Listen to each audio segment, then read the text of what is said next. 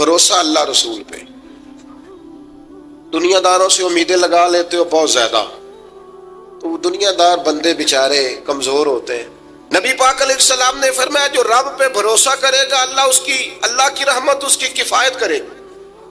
وَمَن يَتَوَكَّلْ عَلَى اللَّهِ فَهُوَ حَسْبُهُ، وہ اللہ پہ بھروسہ کرے گا اللہ اس کے لیے کافی ہو جائے گا. گھبراہٹ نہیں، ٹینشن نہیں، انزائٹی نہیں، ڈپریشن نہیں. مومن اور ڈپریشن، مومن اور انزائٹی، مومن اور ٹینشن. وہ جی مجھے پتہ نہیں مجھے کیا ہو رہا ہے، جی مجھے خوف آتا ہے. آپ کو خوف آتا ہے مومن ہو کے؟ آپ کو یہ کرونا کے دن تھے تو مجھے لے گئے ایک سرکاری ہاسپٹل میں، آپ کچھ یہاں بات کریں لوگوں کو حوصلہ دیں. تو ایک ڈاکٹر صاحب مجھ سے کہنے لگے جی مجھے نہ تنگ جگہ بڑی گھٹن ہوتی ہے، تو موت سے بڑا ڈر آتا ہے، قبر تو بڑی تنگ ہوتی ہے. میں نے کہا ڈاکٹر صاحب کچھ بھی. کہنے لگے سانس ہی نہیں آتا، چاروں جانب سے بند ہے. تو میں نے کہا بچہ بھی تو ماں کے پیٹ میں سانس لیتا ہے نا. آپ نے تو سبحان اللہ کہا. وہ ڈاکٹر تھے، انہوں نے نہیں کہا. وہ کہنے لگی جو تے اماں لیندی صاحب. ہنستے نہیں جی، باتیں ہنسنے کو نہیں سنا رہا، میں فکری باتیں کر رہا ہوں. کہا وہ تو اماں آکسیجن لیتی ہے تو بچے کو جاتی ہے. تو میں نے کہا چلے ڈاکٹر صاحب وہ جو انڈے سے بچہ نکلتا ہے اس کے تو چاروں جانوں کوئی صورت نہیں ہوتی سانس کی. تو مجھے کہنے لگے آپ کہنا کیا چاہتے ہیں؟ میں نے کہا میں یہ کہنا چاہتا ہوں قبر کی دو حالتیں ہیں. قبر دوزخ کے گڑھوں میں سے گڑھا بھی ہے اور جنت کے باغوں میں سے باغ بھی ہے.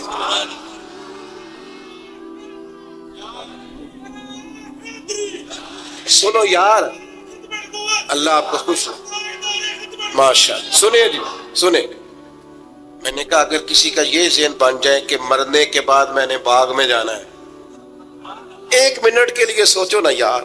یعنی ادھر قبر بند ہوئی تو نیچے باغ، اور باغ بھی معمولی نہیں، جنت کے باغوں میں سے باغ. اور باغ ایسا شاندار جس میں آنکھ کھلی تو پہلی زیارت ہی مدینے والے معبود کی.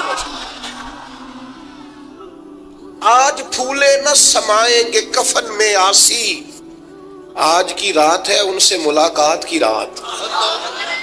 وہاں جانے سے خوف آتا ہے. مومن خوف ٹینشن، مومن کو ایک ہی خوف ہے اللہ کا، رب سے ڈرتا ہے، اللہ کے سامنے کھڑے ہونے سے ڈرتا ہے. باقی مسائل کا خوف کرنا، غربت کا خوف کرنا، لوگوں سے ڈرنا، یہ نکل آئے آپ اس ٹینشن سے. رب جس کو عزت دے اس کی چھین کوئی نہیں سکتا. اللہ جسے رزق دے اس کے ہاں آنے سے روک سکتا کوئی نہیں روک سکتا. طاقتور ہو کے زندگی گزارے. نبی کریم علیہ السلام نے اپنے امتیوں کو مضبوط فکریں دی، توانائیاں دی ہیں. آپ غور کریں نا، حضور ایک جنگ سے واپس لوٹ رہے تھے، صحابہ بھی ساتھ تھے. ادبن صحابہ کرام علیہم رضوان ذرا دور دور ہٹ کے لیٹ گئے. ادبن. یہ بھی میرے دوست نے سیدنا صدیق اکبر کے نام کا نعرہ لگایا نا، دن بھی سیدنا صدیق اکبر کے. بس میں اس وقت عنوان ان کا نہیں ہے، اتنی بات کرتا ہوں کہ دنیا میں ایک فلسفہ بیان ہوتا ہے کہ جو زیادہ قریب رہتے ہیں وہ زیادہ ادب نہیں کرتے. اور یہ کوئی غلط بات نہیں، ایسا ہوتا ہے اکثر. جو زیادہ قریب ہوتے ہیں وہ زیادہ مؤدب. لیکن حضرت صدیق اکبر کا کمال یہ ہے انہوں نے دنیا کے سارے فلسفے ہی غلط کر دیے. قریب بھی سب سے زیادہ وہی تھے اور ادب والے بھی سب سے زیادہ وہی تھے. فلسفہ ہی غلط قرار دے دیا. لوگوں کو بتایا ہے کہ محبت رسول کی باری آئے تو فلسفے بدل جایا کرتے ہیں. قرب بھی سب سے زیادہ ہے اور ادب بھی سب سے زیادہ ہے. بس بیان ہو کس زبان سے مرتبہ صدیق اکبر کا کہ محبوب خدا محبوب ہے صدیق اکبر کا، اور لٹایا راہ حق میں گھر کئی بار اس محبت سے کہ لٹ لٹ کر حسن گھر بن گیا صدیق اکبر کا. لٹ لٹ کے حسن گھر بن گیا صدیق اکبر. تو صحابہ ادبن ذرا سرکار سے تھوڑا سا سائڈ پہ ہو کے لیٹ گئے. نبی کریم علیہ السلام نے اپنی تلوار درخت کی ٹہنی سے لٹکائی اور کریم بھی آرام فرما ہوئے. اچانک ایک کافر آیا، اس نے تلوار سرکار کی نکال لی. دیکھا حضور اکیلے اور پاس اسلحہ بھی نہیں ہے، تو حضور پر تلوار تان کے کہنے لگا اب آپ کو مجھ سے کون بچائے گا؟ نہیں آپ زیادہ توجہ کریں بات پر، کون بچائے گا؟ یعنی آپ یوں سمجھ لیں کہ بندہ گھر میں سویا ہوا ہو تو اچانک اسے آواز آئے کہ چھت پہ کچھ چل رہا ہے. آپ کو اپنی مثال دے رہا ہوں، آپ کو اپنے آپ کو سمجھانے کے لیے، وہاں کے لیے نہیں. تو پتہ چلے نا چھت پہ کچھ چل رہا ہے تو بہت سارے لوگ ایسے ہوتے ہیں ان کے تکیے کے نیچے سے موبائل بھی نہیں نکلتا، اتنا ڈر جاتے ہیں،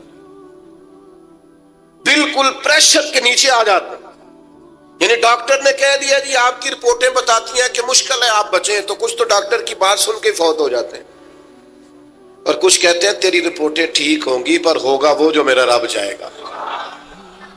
یہ طاقت سرکار نے دی ہے اپنے غلاموں کو.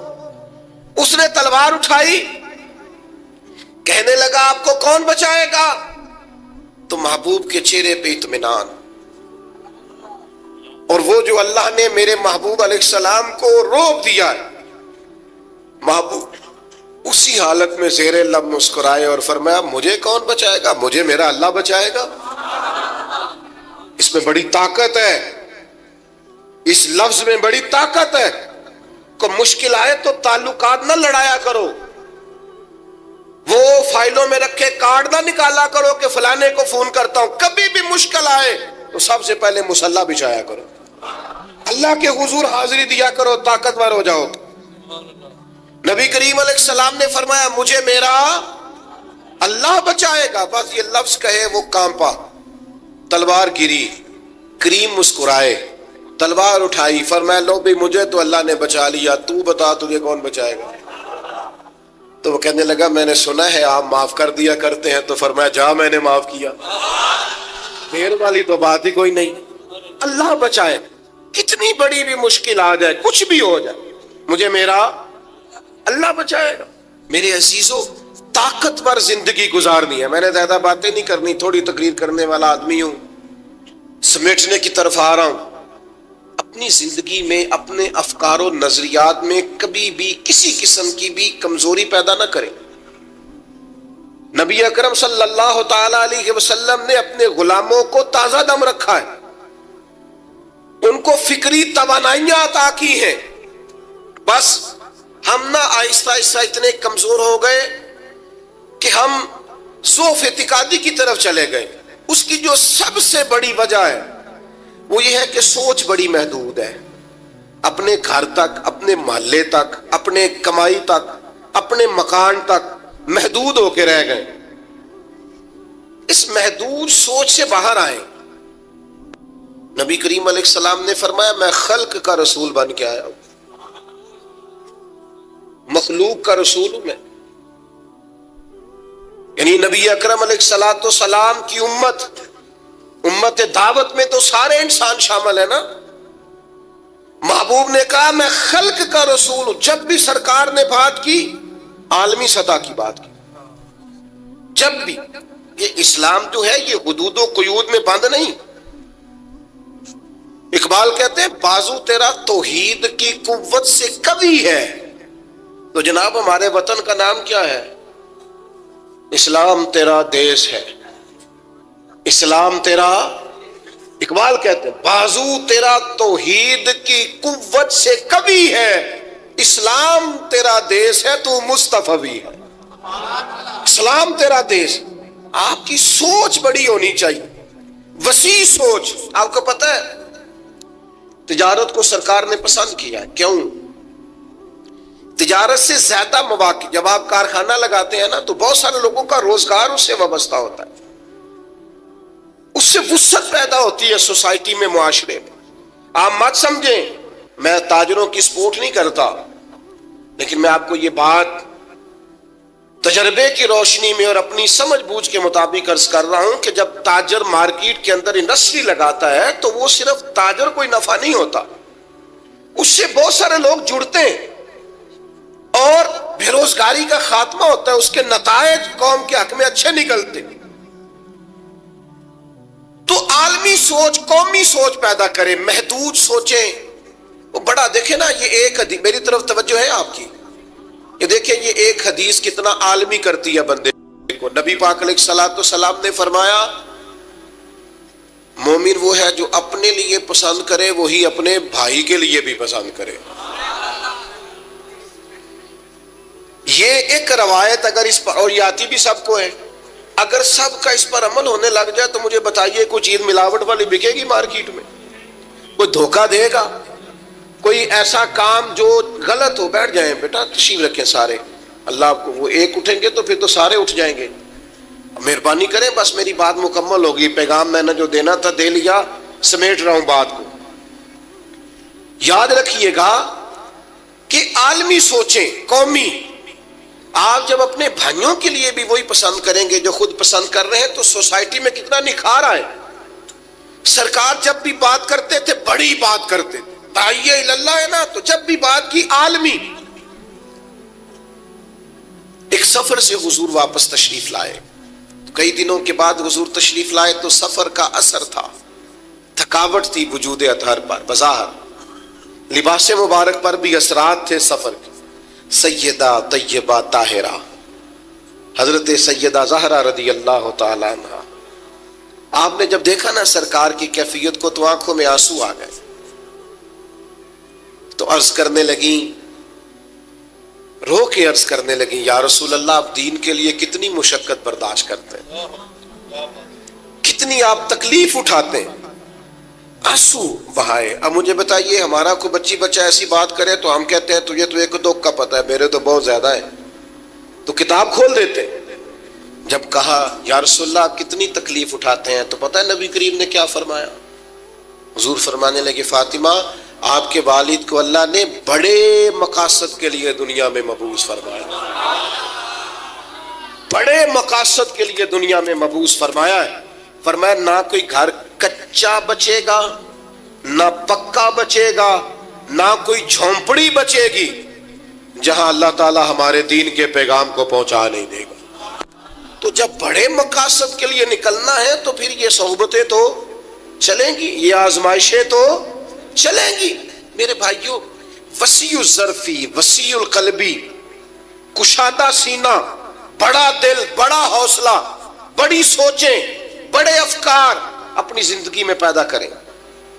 نوجوانوں، آرام پسندی تھوڑی کم کرو. ہر وقت لیٹنا، ہر وقت آرام تلاش کرنا، یہ کمزور کر دیتا ہے جوانوں. لقد خلقنا الانسان فی کبد، ہم نے انسان کو مشقت میں رہتا ہوا پیدا کیا.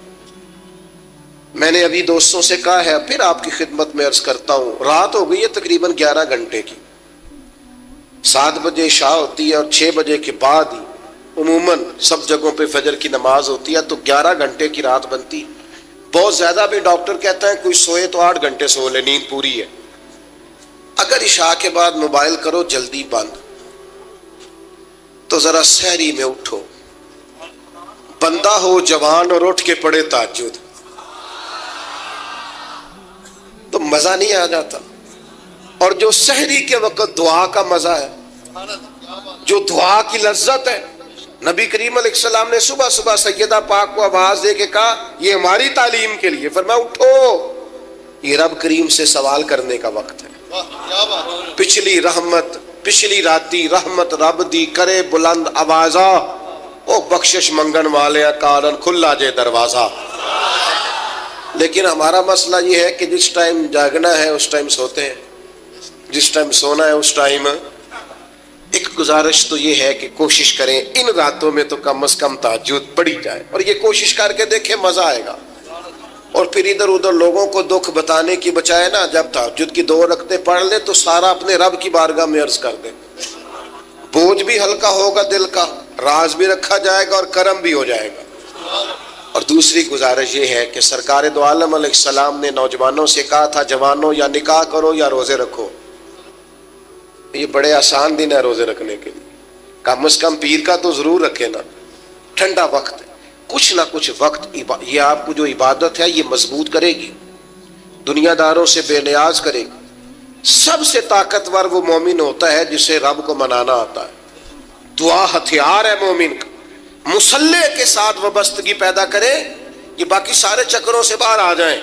مجھے ایک نوجوان نے کہا کہ یہ لوگ مشہور کیسے ہوتے ہیں؟ میں نے کہا ایک تو شہرت وہ ہے جو لوگ کشید کرتے ہیں، یہ لیے پھرتے ہیں بیچارے آج کل بہت سارے لوگ، جیسے بھی مشہور ہونا پڑے ہونا ہی ہونا ہے، یہ خطرناک ہے۔ ایک شہرت وہ ہے جو خدا اپنے فضل سے دیتا ہے، اللہ اپنے، کون سی؟ سَيَجْعَلُ لَهُمُ الرَّحْمَنُ وُدًّا، فرمایا جو ایمان لانے کے بعد اچھے عمل کرے گا، رحمان لوگوں کے دلوں میں محبت پیدا فرما دے گا۔ یہ خدائی ہے، محبت خدائی، تو یہ کشید نہ کریں، اللہ جو عطا کرے اس پر توجہ کریں۔ آپ دیکھیے لوگ علماء کے پاس نہیں جاتے، باباؤں کے پاس جاتے، تعویذ دھاگا، کالا جادو، نیلا جادو، جس نوجوان کا کام کرنے کو دل نہیں کرتا اسے جادو ہو جاتا ہے، اور پھر یہ کہ کالی بلی رستہ کاٹ گئی تھی، اور پھر یہ کہ میں باہر نکلنے لگا تو کسی نے آواز دے دی تھی۔ عجیب قسم کی اوہام پرستیوں کا لوگ شکار ہیں۔ نبی پاک صلی اللہ تعالی علیہ وسلم داعی اللہ ہے، سرکار نے لوگوں کے نظریات کو پختہ کیا۔ حضور علیہ السلام کے فیوزات روحانیہ سے لوگوں کے دل طاقتور ہوتے تھے، مضبوط فکریں، مضبوط عقیدے سرکار کے وسیلے سے مسلمانوں کو نصیب ہوئے۔ ہم جیسے جیسے دیکھیں نا، تصوف اور طریق میں آپ کو عرض کروں، صوفیہ کرام کا اصل موضوع عقیدہ توحید ہے، اصل موضوع ان کا ہے۔ یہ وہ لوگ ہیں جو لوگوں کو صحیح معنوں میں توکل کا، صبر کا، شکر کا، قناعت کا، رجوع اللہ کا سبق دیتے ہیں، اصل موضوع ہی ان کا ہے۔ لیکن اب چونکہ صوفیہ کی جماعت میں وہ لوگ اللہ ماشاءاللہ خال خال رہ گئے، اور پھر یہ کہ بیٹھ گئے تعویذ دھاگے دینے والے، زاغوں کے تصرف میں، عقابوں کے نشے من، نتیجہ اس کا بڑا خطرناک برآمد ہوتا ہے۔ مضبوط فکریں، کبھی آپ اس روایت کو دیکھیں اور یاد کر لینا تو یہ بڑا نفع دیتی ہے۔